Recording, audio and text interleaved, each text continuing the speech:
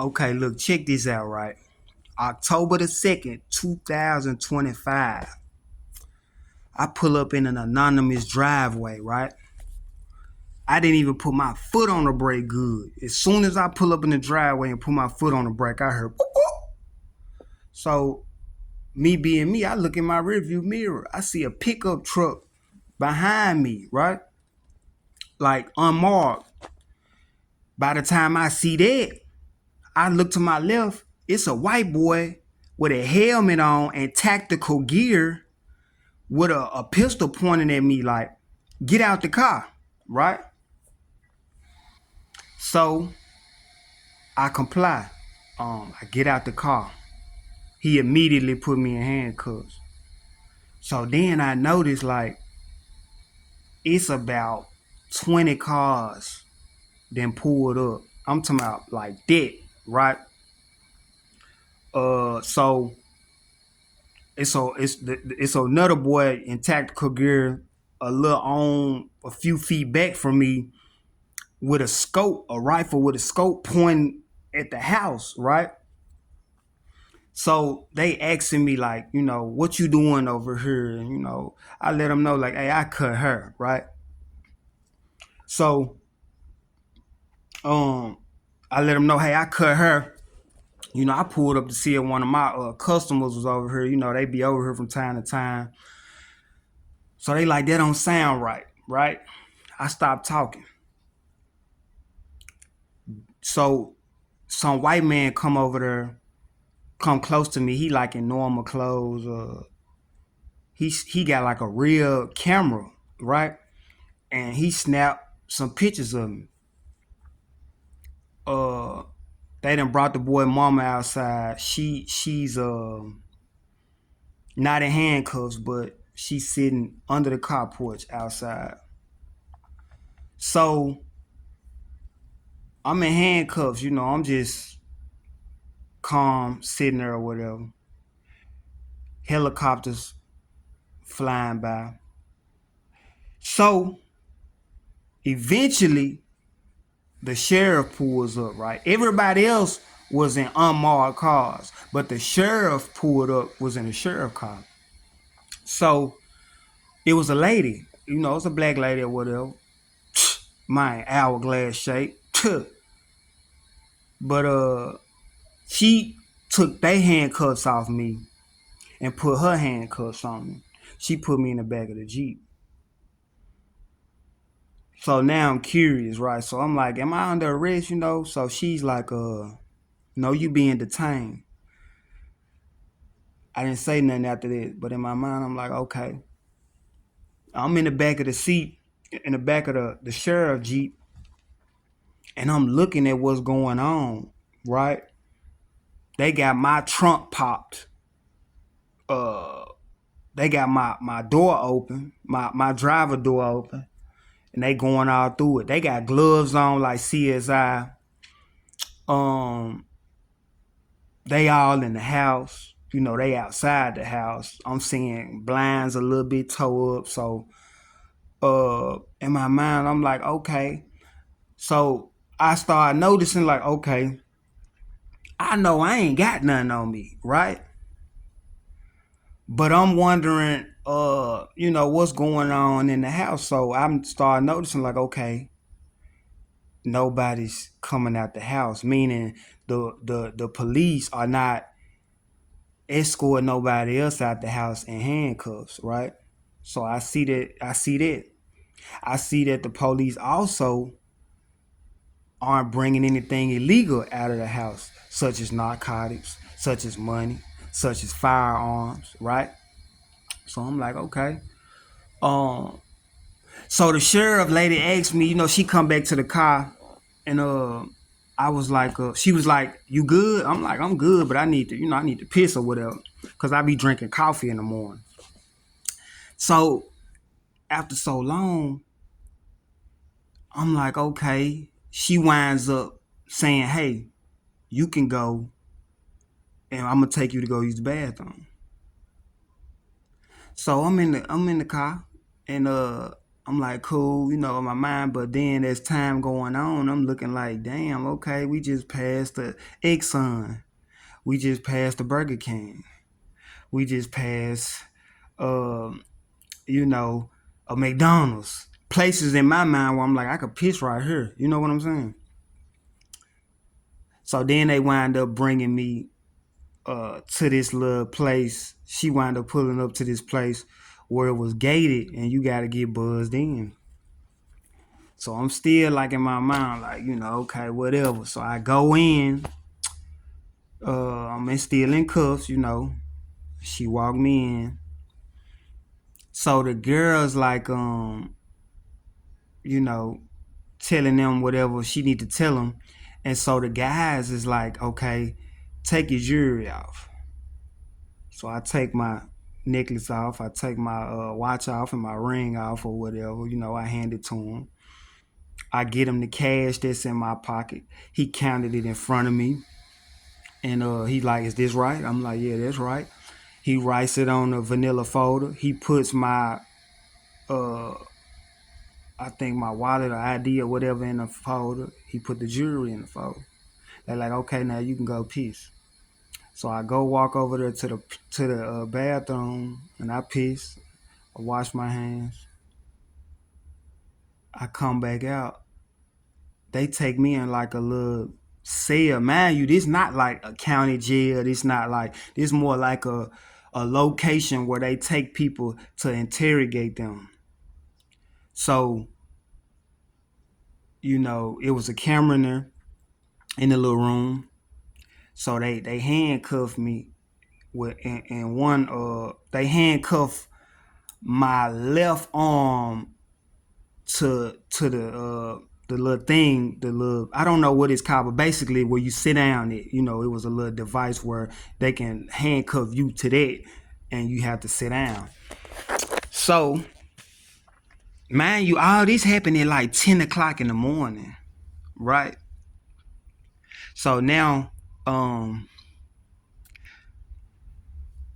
the black man come in, right? And I noticed my memory good, so I'm like, he was at the house, right?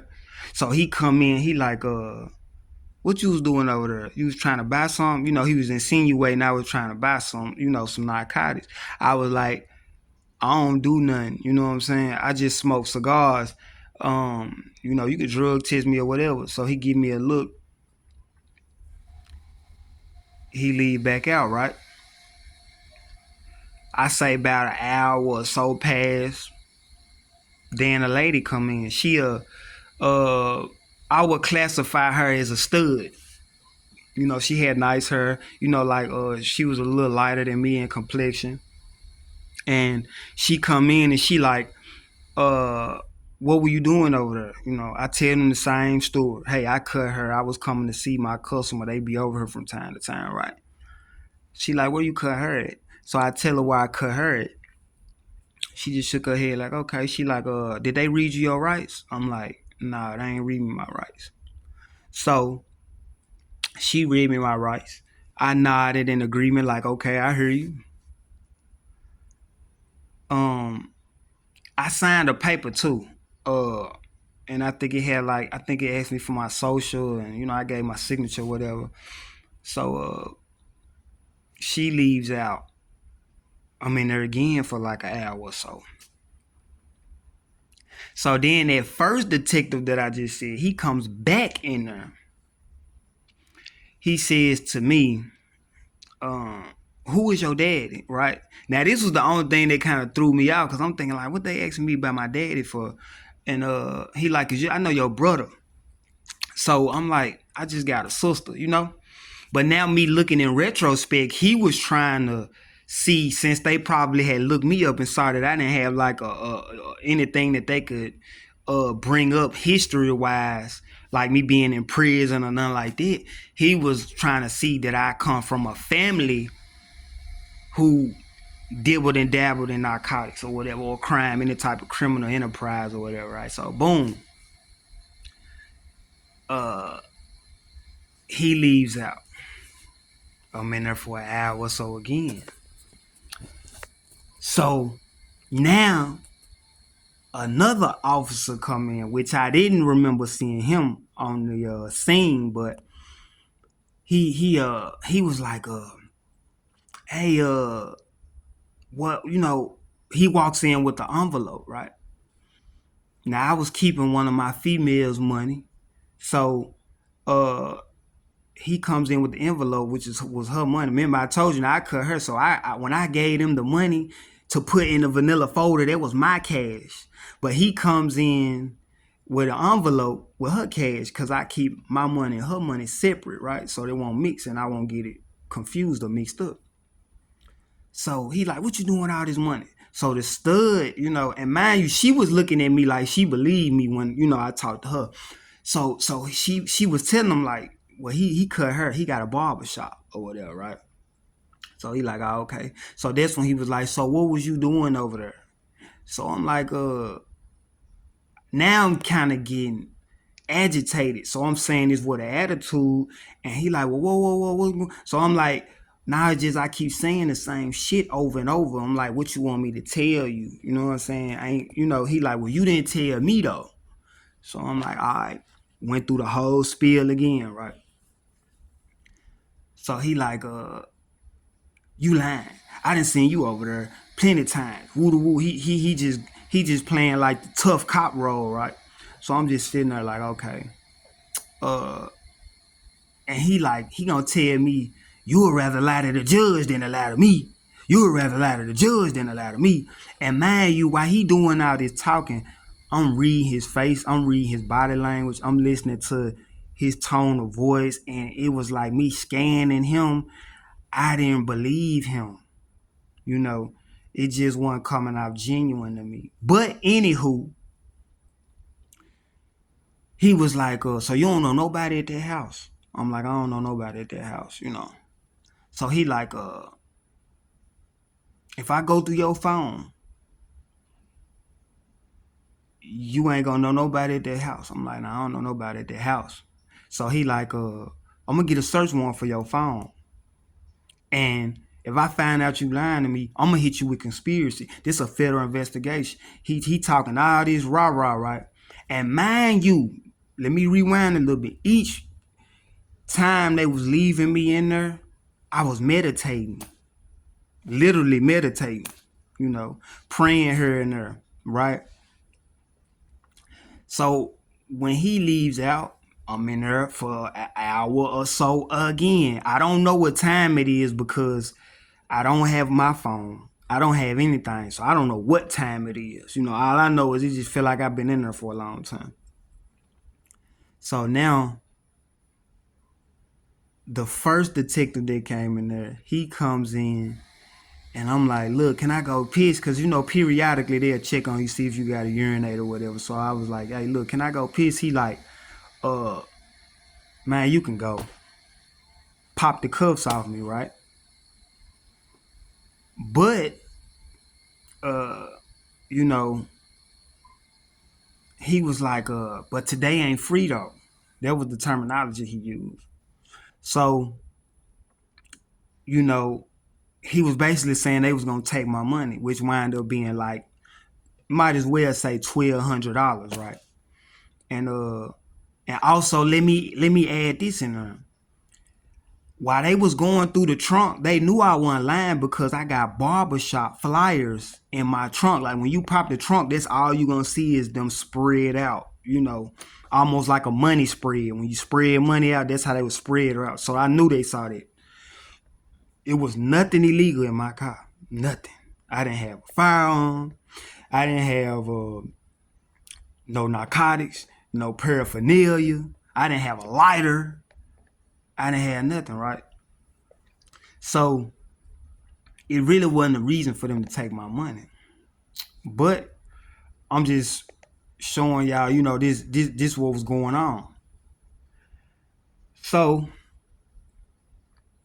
they let me go. So now I leave, and I'm just like, man, it's crazy, right?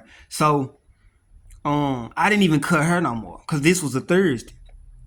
So I was damn. By the time I left, it was damn near 4:00 in the evening. I had people that called me and was trying to get a haircut, but I was so thrown off from the day. Like mentally, it just wasn't a good day for me to cut her. So I was like, I ain't gonna worry about today. I'm through for today. So in my mind, I'm like, okay, damn, how am I gonna get my money back? So I'm like, all right, Friday, I ain't gonna worry about it because I'm not gonna have time to be trying to cut her and catch up with these folks about my money, right? Cool.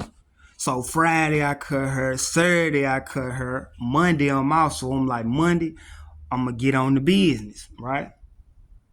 So Monday come. And mind you, and let me say this too, they gave me a green piece of paper that had notice of seizure and conveyances on it, right? And the only thing that it had on there was US currency and the amount that I told y'all, which was $1,197. Nothing else on there that was seized, right? Green piece of paper. So it was a number on that paper that I called, a landline. So when I called, the lady just had like a real nasty attitude, and right now I can't remember exactly what she was saying, but y'all know how people is when they got just terrible customer service over the phone. And I was just like, I ain't gonna worry about it, right? But my instincts was telling me, don't not do nothing. Go down there to 201 Poplar, because 201 Poplar is our 201 Poplar is our county jail. So I go down there to 201. I come in. They like I'm asking them like, hey, where I go to see what's up with this? I get them the little paper. So they say, well, you got to go around there to property seizures or whatever. So I go around to the property seizures. Mind you, I'm suited and booted just like this too. I got a necktie on. I'm looking real handsome and charming or whatnot. So they like, they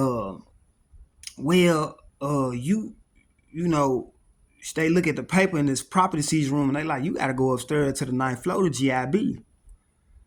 So I go upstairs to the 9th floor to GIB. The detectives look at the paper, the green paper. They tell me you gotta go to Shelby Drive. I think it's 5295 Shelby Drive. So I'm like, okay. But I'm telling the girl who, the money was, I'm like, that's where they took me to, right? So we drive over there. Remember I told you can't just pull up in there. Like you gotta get buzzed in. So, I hit the little call button. The lady answered the phone. She like, yeah. So I'm telling her like, look, I'm trying to get my money back. She like, who took your money? I'm like, I don't know. And I really couldn't tell her because they didn't say, hey, this was going on. This the task force. I'm detective such and such. I didn't get none of that, right? So they like, well, she like, well, hold tight. So she comes out of the gate to where I am outside the gate in a Yukon, like a black Yukon or GMC or whatever kind of car it was, one of them big black cars. So she like, now what happened? So I kind of run down the spiel, not the whole spiel, but I run down the little spiel so she can get some understanding on what's going on.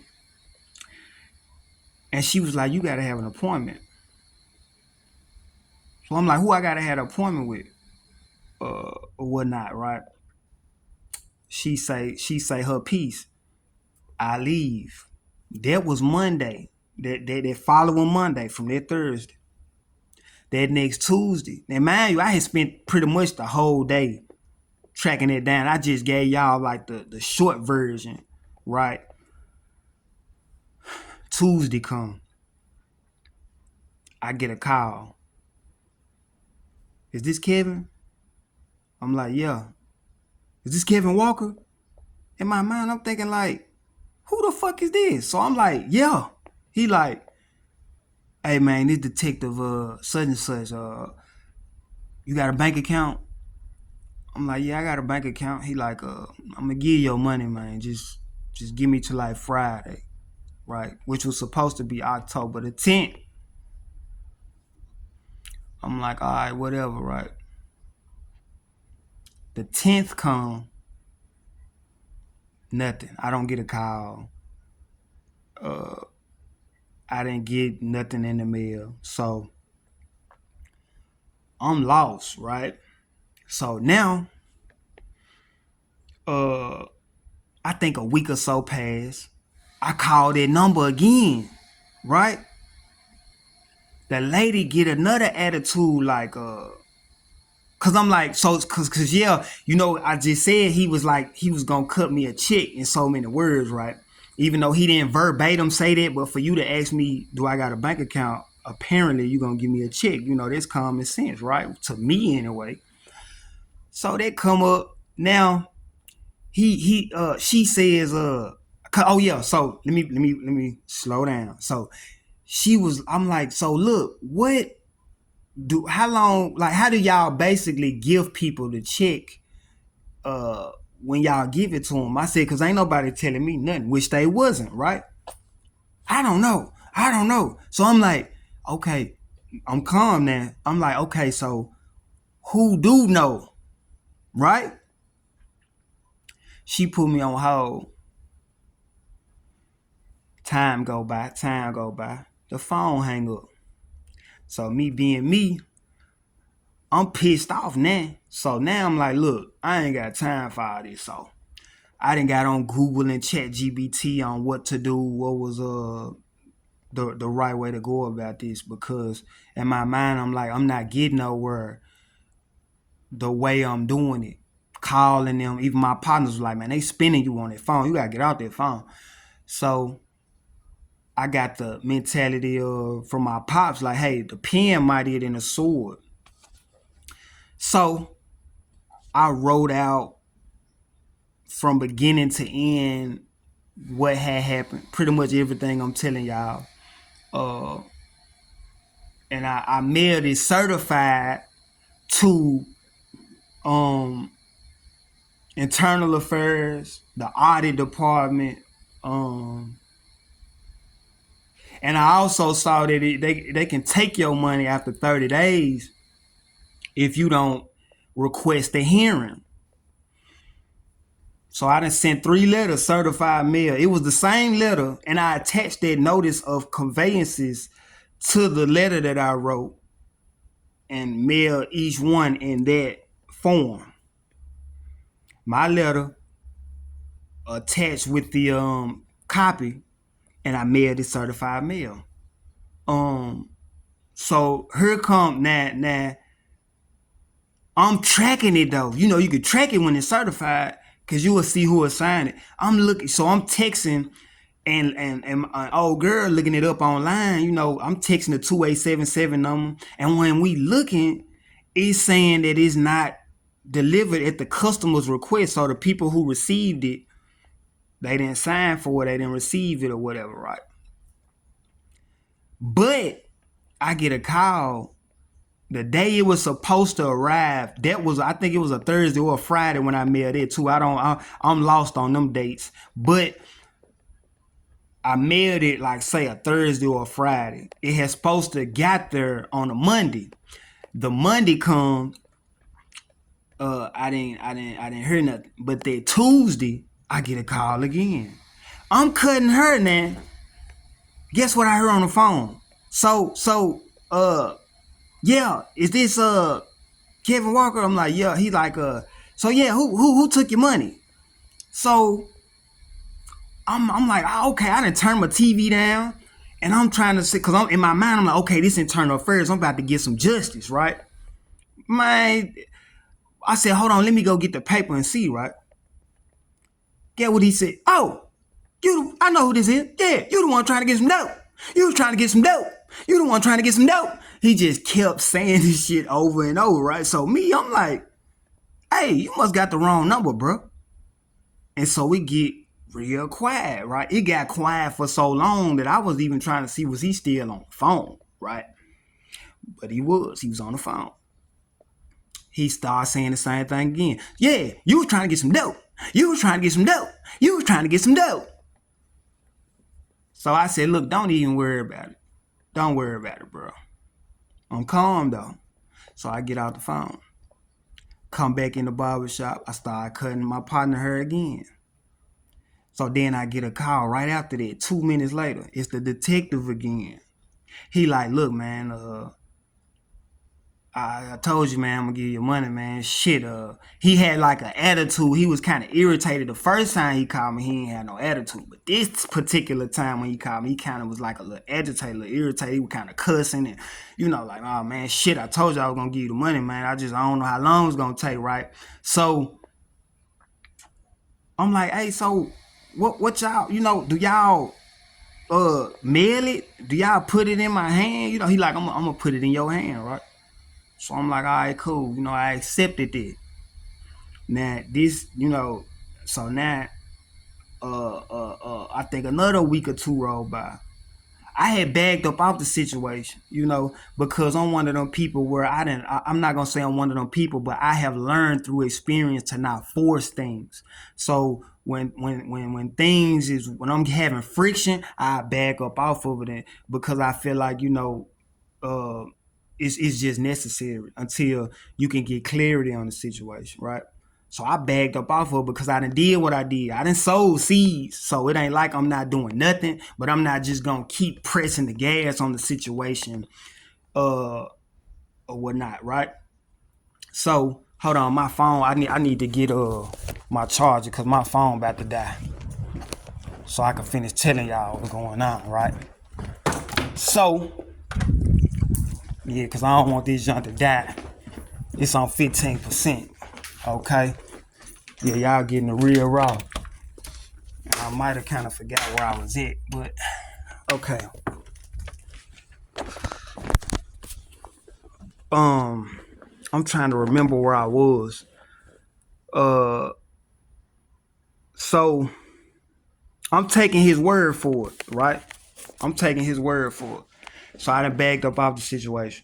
Then I get clarity one day. I'm riding. I'm like, damn, my daddy's brother's wife used to work at 201 Poplar. I'm not sure what she used to do, but I know she used to work there. I know she got a network. I know she connected to the inside of the system. So I called my auntie. I'm like, auntie, I need your help. She like, I tried, darling. So I run down everything I told y'all to her, right? She like, okay, let me see what I can do. So she called me. She called me back and she asked me, what's the detective number? Because and man, I didn't say this. He called me from his personal number. And everybody was telling me, you need to call his phone. But I'm thinking, like, I'm not about to be calling dude's phone, man. I called a landline. Now people may agree or disagree. But we gonna have to agree to disagree. If you don't agree that, I don't want to be calling this dude personal mobile number, right? So I gave her the number. I gave her his name. And she was like, okay, let me call you back. So she called me back from a landline, right? It got the same numbers that the number had on the paper, but it was the last 4 digits was different. So she was asking me like, now what they do? What's this? What's that? And I was explaining over the phone what happened. I'm like, they can't take my money like this. So I don't know for a fact, but me just using my instinct, she had whoever she knew on the phone on 3-way listening to my side of the story. So I get off the phone. She like, okay, we get off the phone. She called me back a little later, maybe about 30 minutes later, 45 minutes, maybe an hour. But it was shortly thereafter of that conversation that she called me back and she was like, yeah, they got your address. They gonna give you your money. It's just a process, right? So I'm like, all right, whatever, right? Now here come, now mind you, from that point to today, I still ain't got the money. But I'm just accepting all this. But then I remember I got a customer that used to be like a sheriff or narcotics officer. I don't know what he was, but he used to be dealing with situations like that, right? So I asked him yesterday, I'm like, hey, how long the police supposed to, basically I'm asking him like, what's the process like of them doing this, right? Because this is the first time this ever happened to me. Now, mind you, I done got shit seized before, but I was always in the wrong. This is my first time where I done pulled up and I didn't have nothing on me. I wasn't doing nothing wrong, but they took my money. So he was telling me, "Oh yeah, they ain't supposed to did that. You know that wasn't basically proper protocol." So he was telling me, when I signed that paper, they tricked me into basically saying that I was giving over the money willingly, right? Um, but he said that I can file with small claims court against the agency that took my money, which was the Shelby County Sheriff's Department, and the city will cut me a check, right? But yeah, I'm gonna see how this play out. But this was like one of the wildest things that had happened. You know what I'm saying? But that's the story.